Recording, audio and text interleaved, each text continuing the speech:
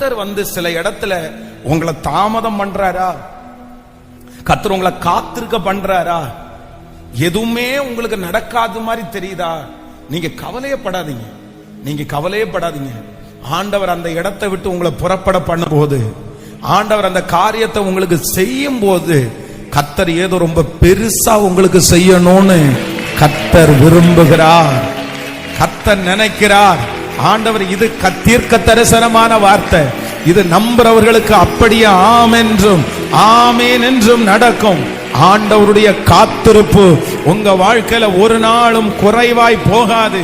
கர்த்தர் அந்த இடத்தை விட்டு உங்களை கொண்டு போக பண்ணும்போது கர்த்தர் வெறுமையாய் அனுப்ப போவதில்லை, வெறுமையாய் அனுப்ப போவதில்லை. ஏதோ ஒன்றை ஆண்டவர் செய்ய போகிறார்.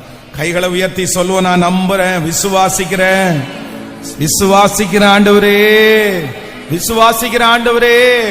என்னுடைய வாழ்க்கையினுடைய கால தாமதத்திற்கு ஒரு காரணம் உண்டு, காரணம் உண்டு, காரணம் உண்டு. கர்த்தர் என்னை வெறுமையாய் அனுப்புவதற்கு நீர் சித்தம் வைக்கிறவர் அல்ல. ஹல்லேலூயா.